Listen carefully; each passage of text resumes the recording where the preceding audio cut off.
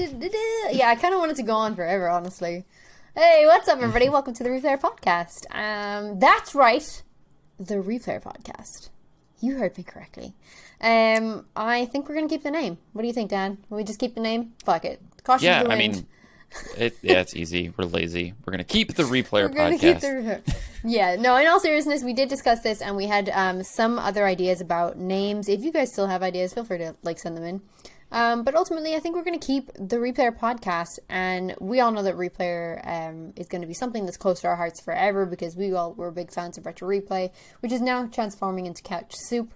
Mm-hmm. So that part of us will never die, but also we like to replay a lot of stuff, and that's hitting replay on anything from videos, movies, YouTube, Netflix binges, and games. Of course, games, especially games that we've played before, or games that you're replaying, or games or videos or films that you're rewatching after a very long time. So that's kinda why we're going to keep the name. So I hope that's okay with you, and if not, that's fine.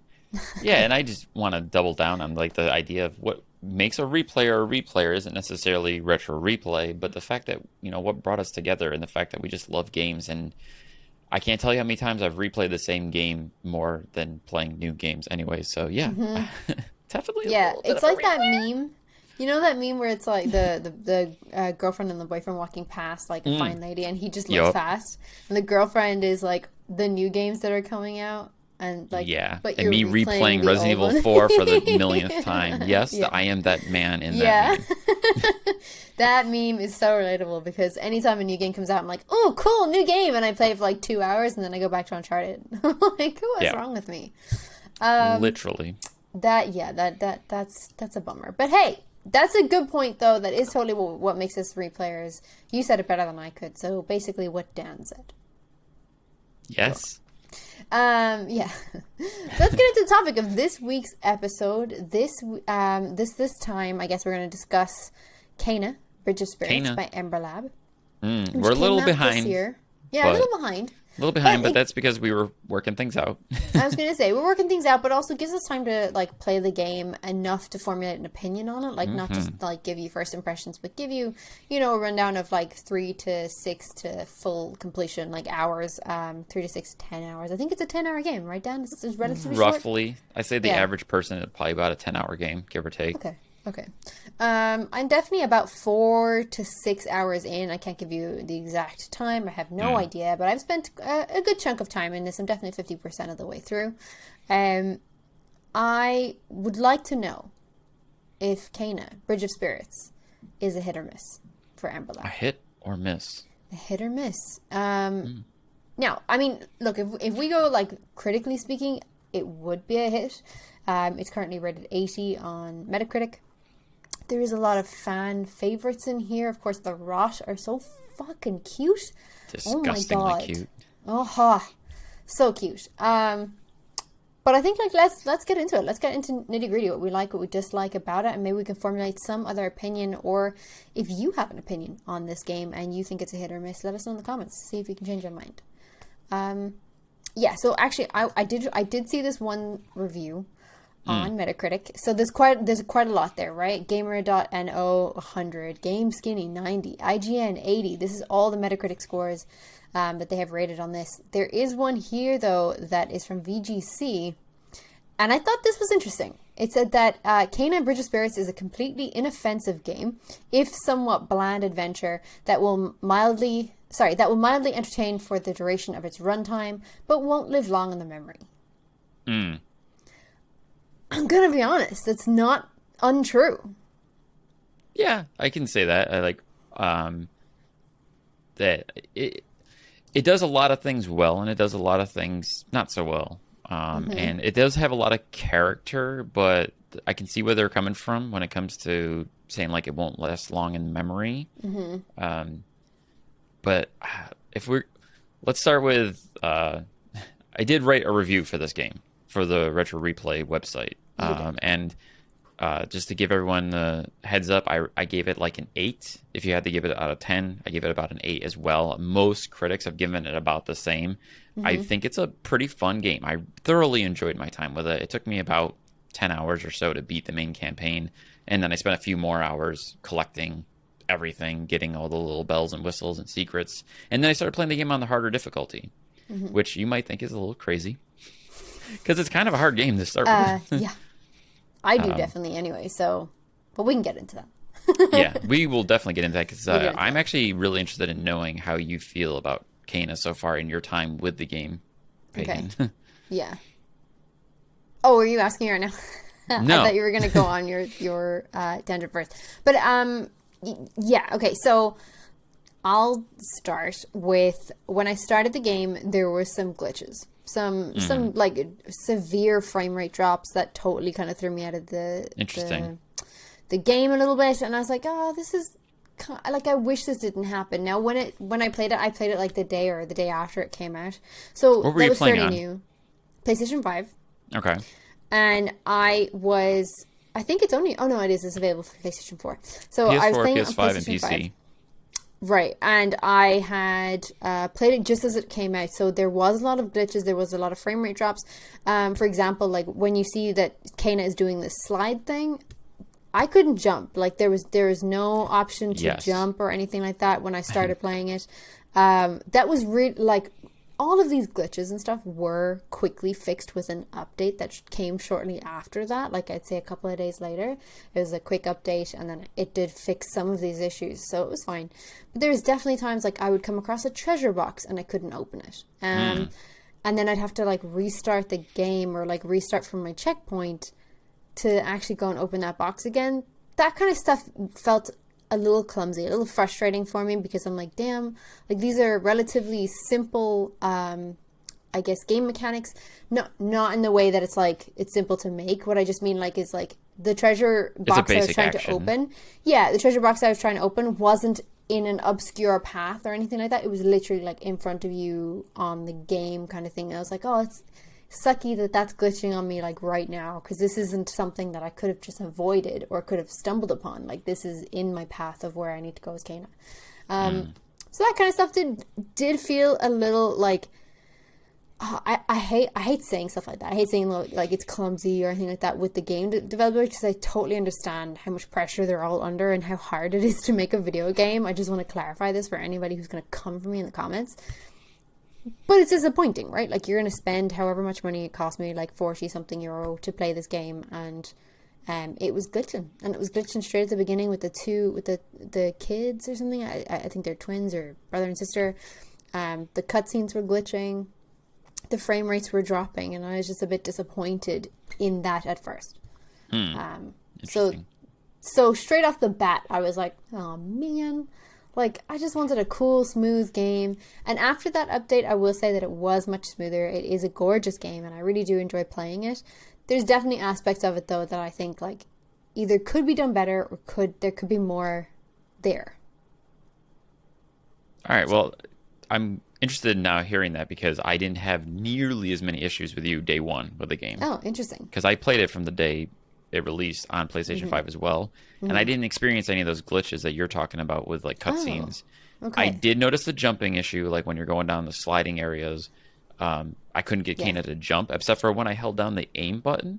She would jump if you hold aim first. Oh, dang. I don't know why it did. And then I noticed after the update, they fixed it so that she jumps more consistently during slides.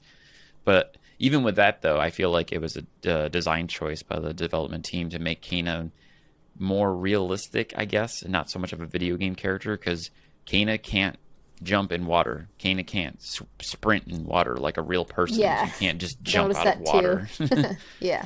Which is interesting. Like, it makes sense that, okay, yeah, a real person can't jump out of water, but at the same time, there was plenty of points where I had to swim, and I'm like, ugh, this is the most grueling part of the game, because it's so slow, and you can't jump, and you can't sprint.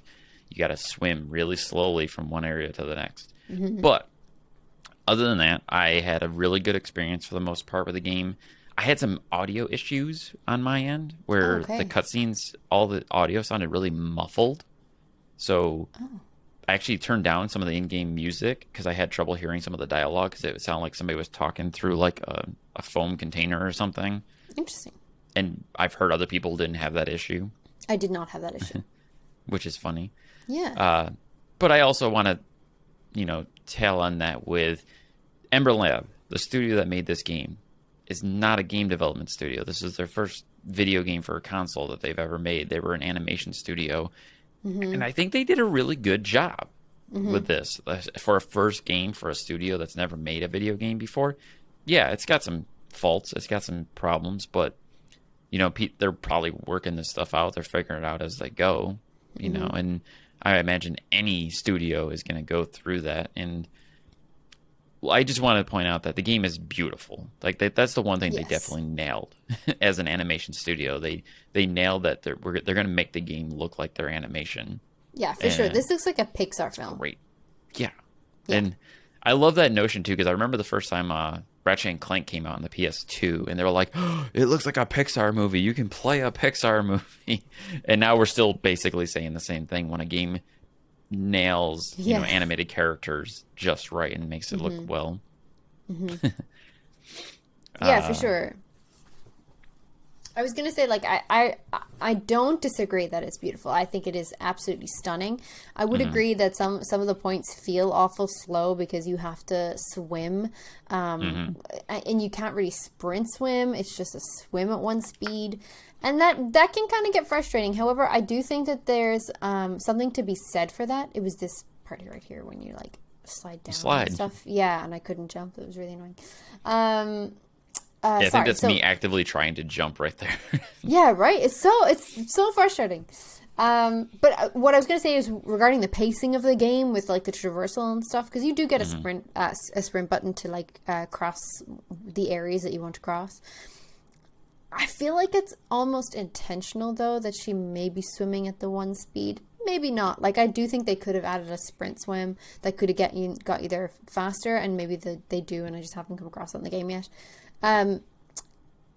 But sorry, my point regarding it being almost intentional is because, you know, they have those meditation areas, which I think is just genius. I think it's a beautiful addition to the game, where you can go in and you meditate, and then that will lengthen your health. You'll find these little areas. It's not really a spoiler. It's just a thing that you happen to come across. Yeah. And you can choose to just stay in that meditation, and it will show you all of these beautiful environments, and Kana and the rot, and everybody just sort of like, everything just calms down. And it's gorgeous. Like, it's so nice. I think that's a really nice touch to the game, and that really does add to the pacing of what you were saying regarding the sprinting. I do think her sprint looks a little janky, but I am pretty much think I'm the only person who thinks that, because I was talking to Adam. Adam's like, the sprint looks great. What are you talking about? I was like, I don't know. It's just the way her arms move or something. Like, it just feels weird. I will say that I noticed an issue with the animation of the sprint. Okay. So I don't know about the sprint being janky, but I did actually, in my review, I even mentioned that the animation when she's running almost seems to like hiccup and like she'll stutter, and then it doesn't affect the gameplay, but it throws me off. Like, I'm like, wait, did she just stop running? But she doesn't. It's the animation kind of glitches. Oh. And it happened to me constantly throughout the game. Whenever I was running, she would kind of like, her animation would skip almost, and it would look like she was stopping, even though she wasn't. No, that's interesting. That hasn't happened for me. Like, the animation just looks weird for me. It's the way her arms move. It's almost like ragdoll physics or something. Visual. I don't know. Yeah, it just feels odd. Like, I love that she can sprint and get across the areas as much as possible, but that animation just felt weird to me. On that note, though, the double jump animation is just perfect. I love that double jump animation. It's so cute. Yeah, I love it. I think it's really swift, real neat little feature for Kana, for sure. I enjoyed that part of the animation, and the swimming as well. Swimming's great. And it reminds me of the little twirl that Ori gets in Ori and the Blind Forest, or Ori and the Will and the Wisp. I love the double jump animation in Ori. There's definitely familiarity about this game. Like, there's like parts of Uncharted, I feel like, with the ledges and stuff, and then there's definitely, I can see bits of Zelda in there, and I haven't really even played Zelda, so I already see that. I see all of that inspiration, but of course Ember Lab are massive fans of Zelda, or Nintendo, because they made the Majora's Mask. What was it called? Terrible Fate is the Fate, name of the short film they made. Yeah, about Majora's Mask, which was incredible, by the way. Like, the animation on that is just perfect. As their first games console, that's a big leap, I think, from an animation studio to go into games console development, because I'm sure, like, there's a lot to learn there. And I feel like this game is definitely a learning curve for them. Oh, for sure. And I'm curious, like, if we ever had the option to talk to anyone from Ember Lab, I'd love to do a deep dive with them and discuss what led them to that decision to get into game design, as well as, their creative choices in making Kana, how they went from, an animation studio that made commercials and advertisements, and then they did this fan film of Majora's Mask, and then decided to make a very Zelda-like video game. I would love to know the story behind that. Yeah, for sure. I think it's really interesting, and you can definitely see that they have a passion for it. Like you said, the game's beautiful. I really do enjoy playing it. I just do think that there are parts that could have been done better. What do you feel about the combat in the battle mechanics and how that works? I like it. I think it's very very familiar in a God of War sense, like R1 for light strike, R2 for heavy strike. I really enjoy that kind of stuff. I mean, I don't really have too much to say on it. I really do like the fighting mechanics. I will say the difficulty, I had to drop difficulty. I started on normal, because I usually start on normal and I'll drop down if it's too hard. And this was definitely too hard. I mean, I died so many times on that first kind of like wooden knight battle. And I think the hardest part for me is that, like, when I get into those zones, I get panicky and I can't aim properly. Like, I aim, but like maybe not as specific. And with those kind of wooden knights, like, you'll see weak points show up, and a lot of them are on the back of the character, and that frustrated me. Like, I mean, that kind of, it's hard to get behind that character to shoot at them while also in a state of panic. So I had to drop down to easy, and Fair. That's still challenging at times, I have to say. See, now I think that's a specific game design too, because as you level up Kana and you get new abilities, you actually get the ability to, not only can you stun those wood knights, you can also do like the slow down time, and you can do other things to make it so you can hit those weak points easier. Okay, so it goes from like, this guy is murdering me, to these guys are easy now because I can stun him, I can slow down time, I can hit those weak points. And that's actually something I was going to say on the combat for myself was, in the beginning I thought, well, this combat's kind of clunky, it's kind of slow, it's kind of boring. But as I started unlocking new abilities, as I started upgrading my skills, and you start interweaving the melee combat, the arrow combat, the special abilities with the rot, then I'm like, I feel like a badass, because I am destroying these things, and I'm pulling off all these different moves and skills that I didn't have in the beginning. And I'm doing them all like in this super smooth like combination of like, I'm going to throw a bomb, and then I'm going to stun that guy, and then I'm going to shoot this thing with my bow, and then I'm going to explode this, and I'm going to grab that, and I would do it all in these quick, smooth movements where I'm just like, okay, that was awesome. Like, I feel awesome after that.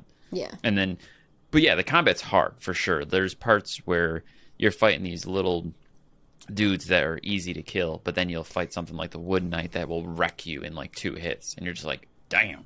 Yeah, or the Stone Knights, and then they also have like little minions on top of that, and it's a lot to deal with. And I think like especially in those combat areas, you usually only get one herb that will rejuvenate your health.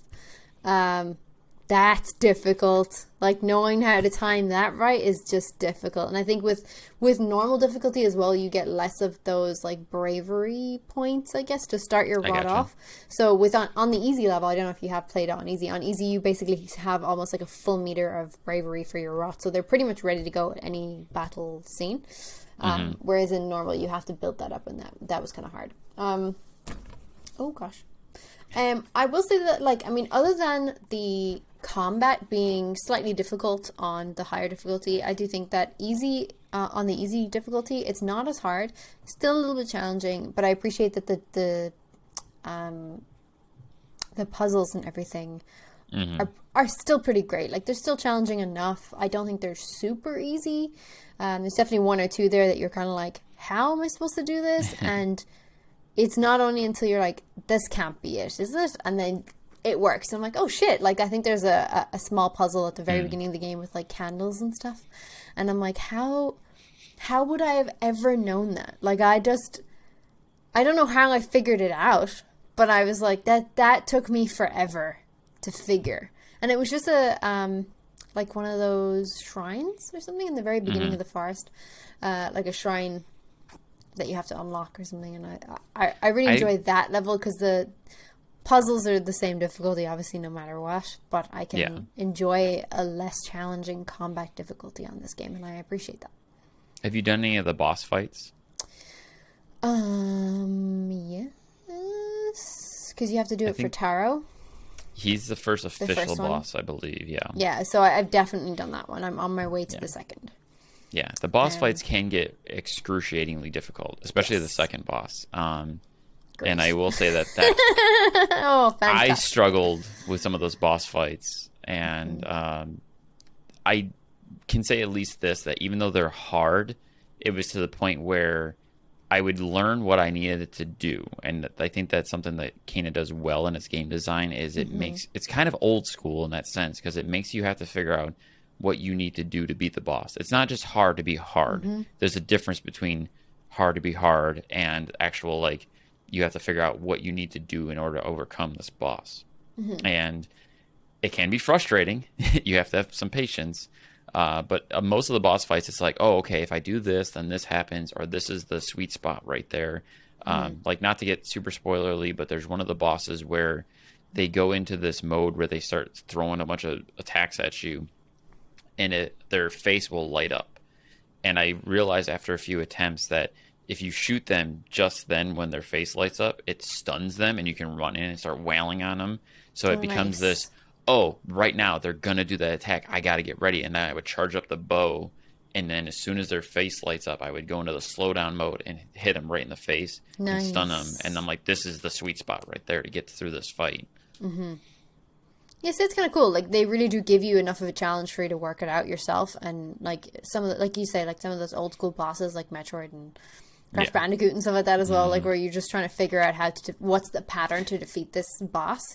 In that way, though, as well, I do think that their game design of like where you're supposed to go is done really well as well. I think there's enough to explore here, but you definitely know the right way to go some of the time. It's very clear to me playing it that I'm like, okay, I need to go this way, but I want to go check out this area and see what's over here and like explore here.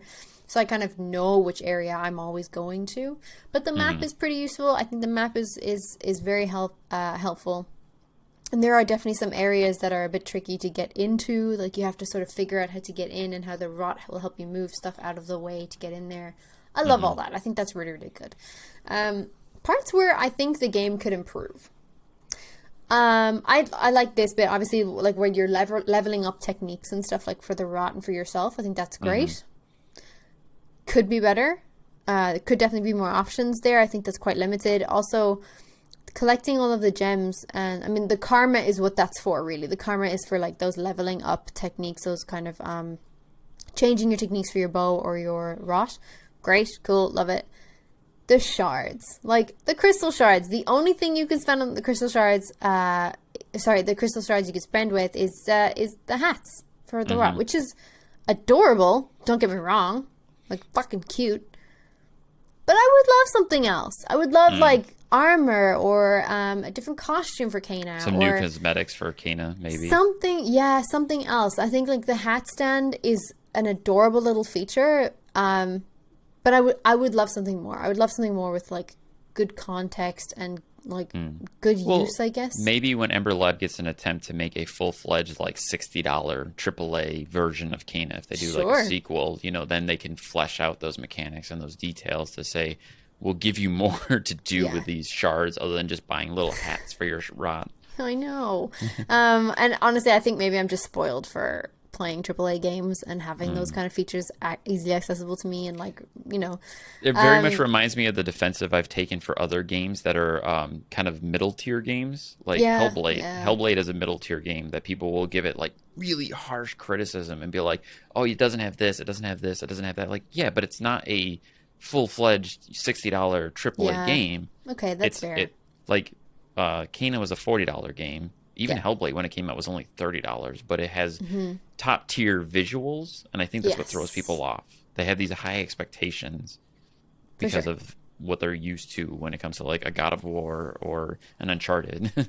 No, I totally agree. I think you're like totally right. I think maybe I'm just being a little bit harsher on Kena because Could of be. that fact, because I've been playing like AAA games and I'm a big fan.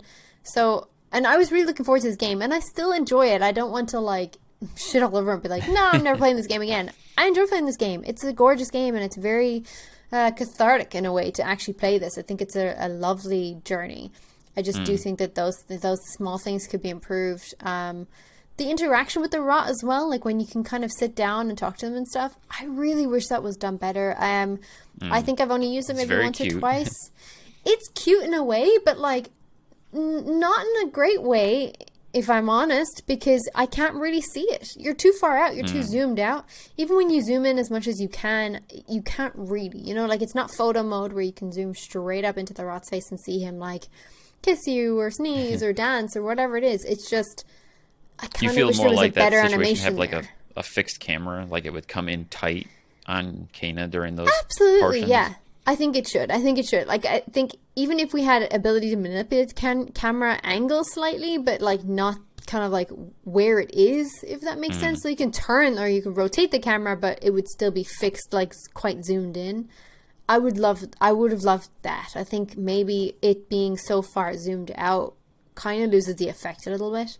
And then some of the actions are repeated with the other rot, and some of them are just the rot that's on your shoulder. I kind of wish that was done better because they're so fucking cute. I just want to see them all the time. I just want to see them hug Kena and give her a kiss on the cheek. It's so fucking cute. I want to see that close up, Ember Lab. So again, for the sequel of Kena, that's where they need to put in the rot mini game that you can just spend like the whole game doing like Pokemon kind of interactions. Listen, let's go Eevee and let's go Pikachu. It's so adorable because when you interact with them, like you get to like scratch your little head and like give them a treat. It's adorable. I just would like a little bit more of a close up on them. I think it just loses the effect a little bit. Yeah. Well, for me as a player, like the rot are an interesting portion of the game, and the rot made more sense to me further in the game. Like towards the end, I'm like, oh, okay. Knowing what the rot are changed my perspective of them. Because in the beginning, I'm just like, these things are just cute to be cute, but they actually play a pretty important role in the overall story of the game. And in the beginning, for me, it was like, oh, you can sit down with them, you can interact with them, you can do these cute little animations. I went through the animations, so okay, cool. Never did them again. Yeah. Never went back to it. Like I'm like, I like the adventure, I like the platforming, I like the combat. This is what I'm here for. The rot are my little buddies. They're my army. They help me fight. That's what the rot mean to me. They're the things that help me in combat. They're the things that make me stronger and better. Doing those cute interactions, the little hats, cool. I found out you could get fox hats. I'm like, yes, I love foxes. Bang, give every one of my rot fox hats. Like a little fox hat army. Yeah, I do think that I think there was like once where you can get like Taro's mask and stuff and you put it on them. Yeah. Super creepy. Don't recommend. I feel like it just makes them look kind of strange. I'm like, oh my god, it looks like a Freddy or Jason mask or something like that, like a Jason mask that's on top of them. It just looked kind of weird, the full face mask on the rot. Whereas the little hats there are are a so handful adorable. of the full face ones. You can only get one of each of those, I believe. Yes, that's right. Only one. Yeah. But everything else you can just get as many as you want. Yeah, and I think like the bow is so adorable. The little like clover is so fucking cute. I love that kind of stuff. And like the mushroom head is great. The fox head is fantastic. I like all that. I think that's really cute feature, and they are just so cute. I want a little mini figure of the rot. I do. I think they're cute and adorable, and I think I can add them to my collection of Pokemon. Even though it's not things on your Pokemon. shelf. Yeah.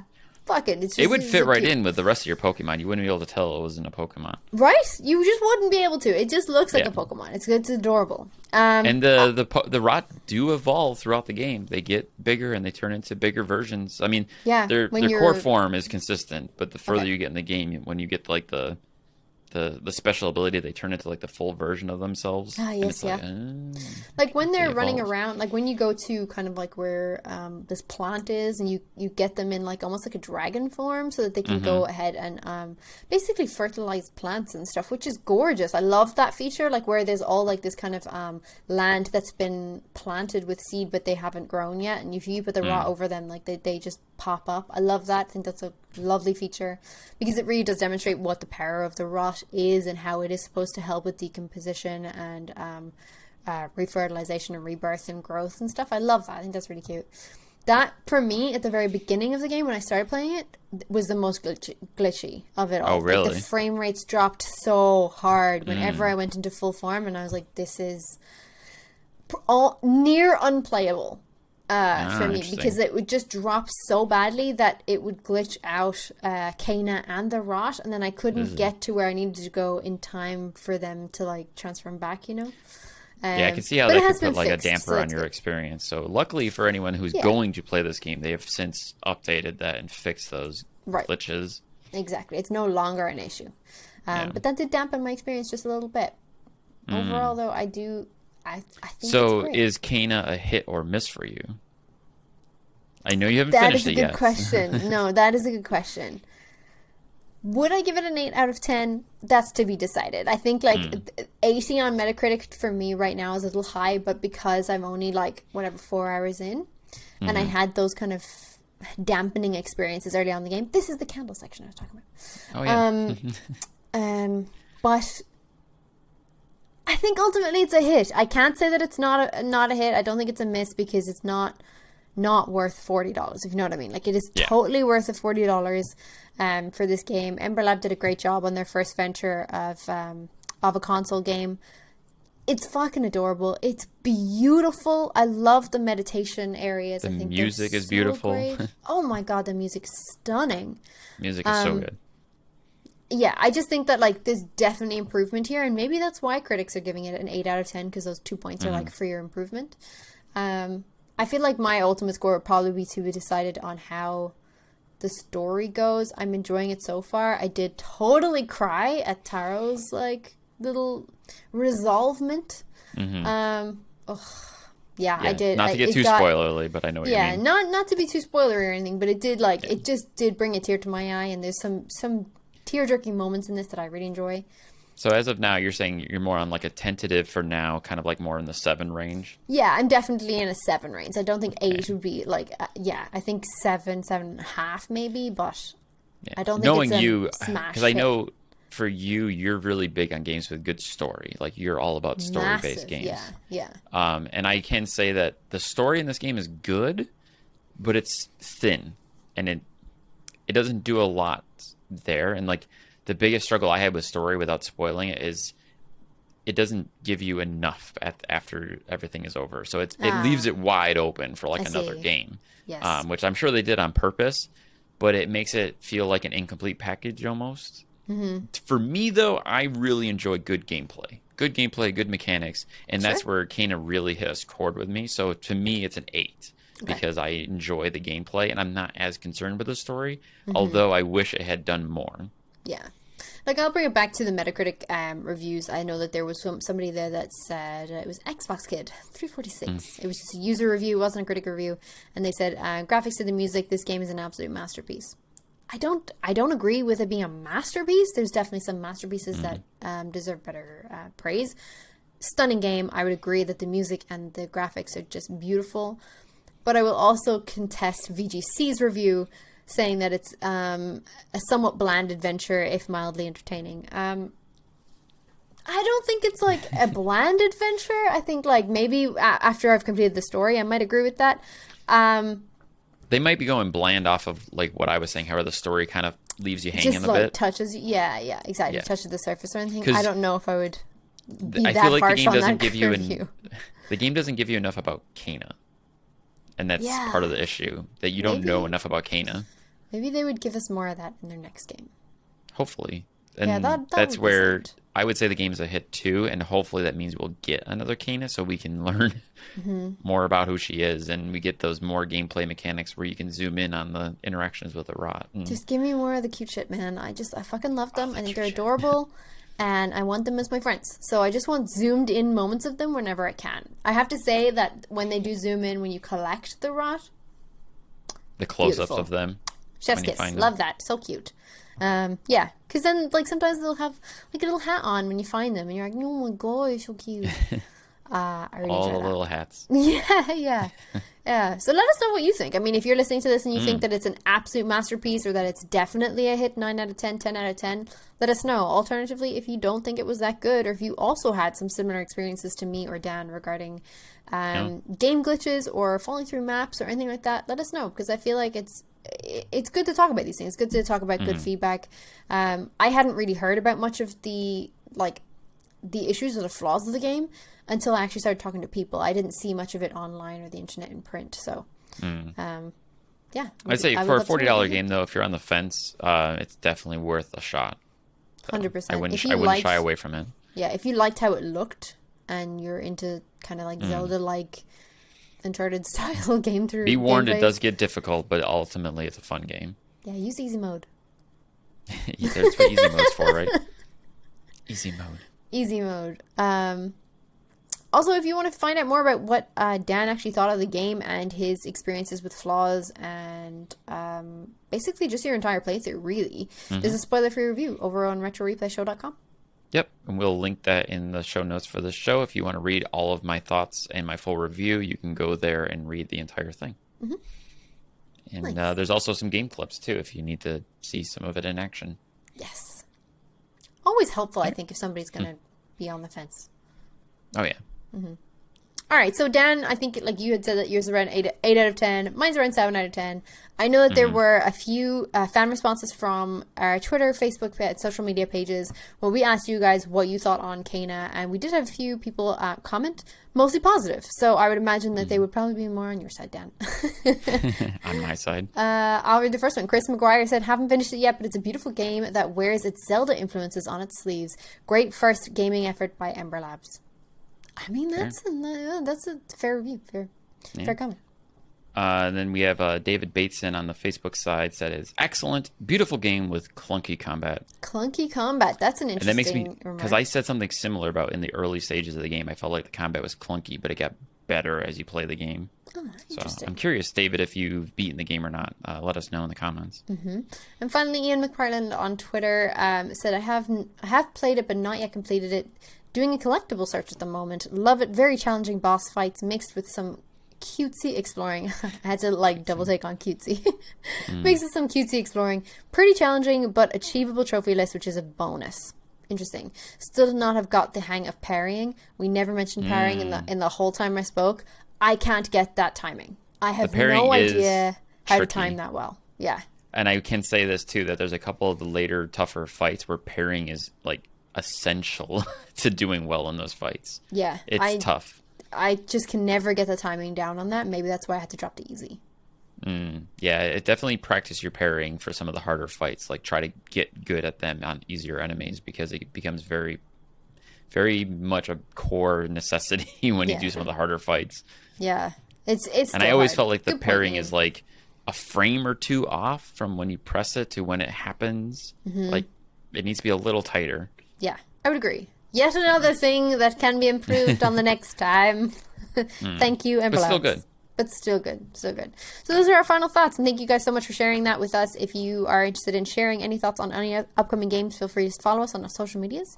We'll pop that in the description links below. Coming up next time on the Repair Podcast, we're going to look into Age of Empires 4 that is coming out towards the end of this month. So we're looking forward to having a discussion on that.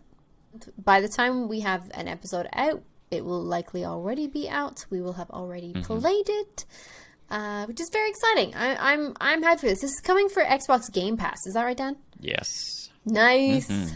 Nice. Oddly enough, I didn't even know you were an Age of Empires fan until I was talking about the monthly releases coming up for this month, and I think we mentioned Age of Empires, and you're like, oh, I love Age of Empires, and I was like, oh, what? Yeah. All right, we got to talk about this then. Yeah, I used to play Age of Empires until 5 in the morning. Yeah, I fucking love this game. And I mean, I'm very excited to see what Age of Empires 4 has for us, because I believe it's all pretty new. I've tried to kind of stay away from spoilery stuff. So when you have new additions of cool techniques and stuff like that are added, I'm trying to stay away from it a little bit, because I'm I don't want that spoiled on me. I want to see that firsthand. Yeah, I'm kind of the same way. The more excited I am for something, the more I avoid it. So right. it's all fresh when I actually experience it. Yeah. Are you a history buff? Like, do you like history? I do like history, yes. Okay, because that's definitely one of the things I love about Age of Empires, and something that I don't know for sure, but what I think Age of Empires 4 is going to have are these real life, like cutscenes of like historical facts, like ripped straight out of like a National Geographic thing that they filmed specifically for the game. Because if you go to their website, they have a video of this woman explaining how a trebuchet works, and it's fascinating. We're now going to get the trebuchet and catapult memes in the chat for sure. Yes, let's do it. Trebuchet. But I'm very excited for Age of Empires 4 coming out as of now next week. And it is going to be on Game Pass for PC. And it's the October 28th is the full release for Age of Empires 4. Nice. Yeah, I'm very excited for this. I have been playing the original on Xbox Game Pass for PC. And it's just so addicting. It's so hard as well. Like the first game the original is so hard. But I like that. I think like the challenge was kind of what made it fun for me. And I totally remember like being in my friend's house a lot of the time because we didn't actually have Age of Empires. It was always at my friend's house, and we would go there every Friday night. And we would always just like hop on the PC and play. We would take turns in doing the levels, and whoever passed it like would get to play the next level. And then as soon as you like died or anything, then the next person would play. Yeah, I really like that. I'm excited for it. I don't know what to tell you. I think it would be really interesting to compare the first to the fourth and see how far they've come. Maybe we might do an episode on that. Let us know if you would like to hear something like that. Yeah, if you're excited for this too, just like let us know in the comments and see what you think, because I think if there's something else that you would prefer that we discuss on the show, let us know and we will consider it greatly, heavily. We will consider it. Heavily consider. We will heavily consider it. Thank you. So thank you all for joining us for this discussion of Kena and our kind of like hopes and expectations for Age of Empires. And as always, you can reach us at thereplayerpodcast@gmail.com or on our Twitter or Facebook page. You can leave comments or let us know if you want to come on the show and have a chat with us about something like a game that you're excited about or played recently. Awesome. Yeah. Yay! Game over? Game over?